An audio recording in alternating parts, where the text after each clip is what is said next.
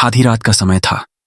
एक गाड़ी हवा से बातें करती लोनावला की घुमावदार सड़कों पर दौड़ी चली जा रही थी।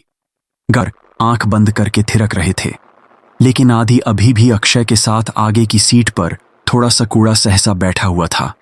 रात का सन्नाटा हर गुजरते पल के साथ गहरा जा रहा था।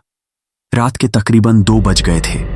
पीछे की सीट पर बैठे बैठे रवि अब झपिया लेने लगा था। तभी एक बार फिर से अक्षय ने जोरदार ब्रेक लगा दिया तो गाड़ी जाकर सड़क किनारे लगे पर से जा टकराई। अक्षय, तुम्हारा दिमाग खराब हो गया क्या? ये क्या मजाक लगा रखा है? बार बार अब तुम चुपचाप ड्राइविंग सीट से उतरो। अरे यार, कोई मजाक नहीं है मेरी गाड़ी के सामने। अभी अभी ना जाने कहां से एक लड़की आ गई थी। अच्छा, तो अब कहाँ गई वो लड़की? मुझे तो यहाँ को लड़की नजर नहीं आ रही। मेरा यकीन करो, आयशा गाड़ी के सामने एक लड़की थी। उसे देखकर ही मैंने ब्रेक लगाया तो गाड़ी डिसबैलेंस होकर इस पेड़ से जा टकराई। ट्रस्ट मी, मैं कोई मजाक नहीं कर रहा। रात के 2 बज रहे हैं। इतनी रात को इस सुनसान सड़क पर कोई लड़की क्यों घूमेगी? और अगर तुम्हारी बात मान भी ले कि यहाँ कोई लड़की थी, तो अब वह लड़की कहाँ है? आदि, तुम तो अक्षय के साथ ही बैठे थे ना? तुम्हें कोई लड़की दिखाई दी? मुझे तो कोई लड़की दिखाई नहीं दी। पता नहीं अक्षय क्या कह रहा है। मुझे कुछ समझ में नहीं आ रहा यार। लड़की अचानक कहाँ गायब हो गई। समझ लो हमारा एक्सीडेंट होते होते बचा है अभी। आदि, आयशा और अक्षय गाड़ी से नीचे उतरकर बातें कर रहे थे और अभी सब कुछ अनसुना करके जैन की नींद सो रहा था। इसे देखो, अभी गाड़ी खाई में गिर जाती तो ये सोते सोते कुमक ऊपर पहुंच जाता। इसीलिए बोलती हूँ, लिमिट में पिया करो।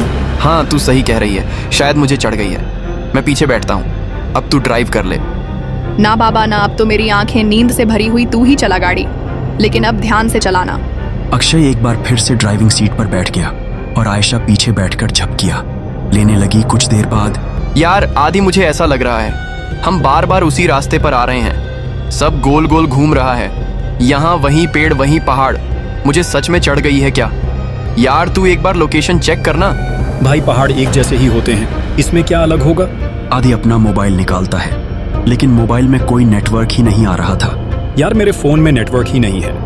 तभी अक्षय को गाड़ी की लाइट्स में सामने एक आदिवासी पहनावे वाली लड़की दिखाई देती है। लगता है मुझे फिर से वहम हो रहा है। अगर अब मैंने ब्रेक लगाया तो ये सब मिलकर मुझे ही पहाड़ से नीचे फेंक देंगे।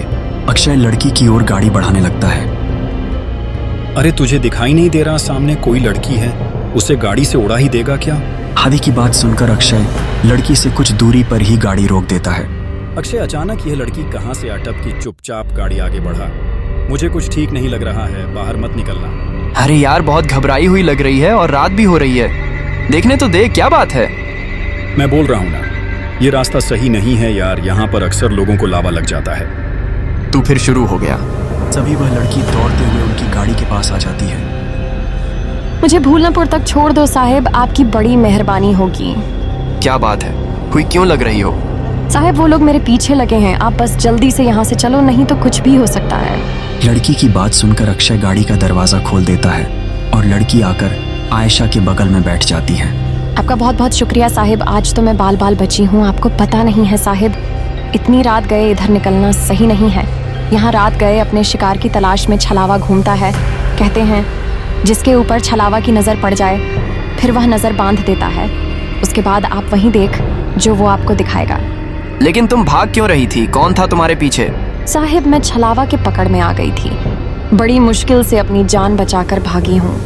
लड़की अभी अपनी कहानी सुना ही रही थी कि सामने से कुछ लोग मशाल लेकर सड़क के बीचों बीच खड़े हो जाते हैं। अरे ये लोग ऐसे सड़क घेर कर क्यों खड़े हो गए हैं? कौन है ये लोग? ओटना बजा जल्दी।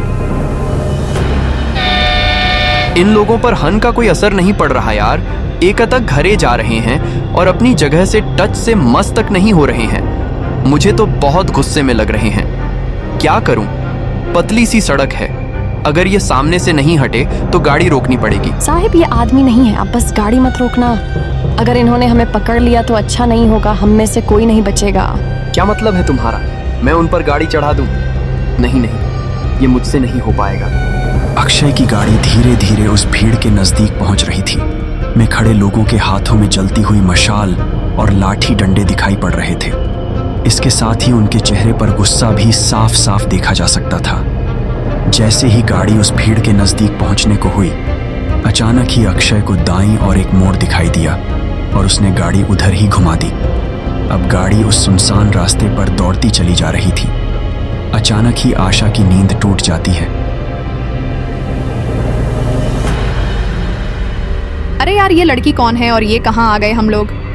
यार आयशा, हम अपनी आंखों से छलावा देखकर आ रहे हैं।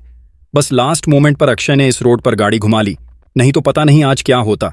मुझे तो अभी तक सोच सोच कर ही घबराहट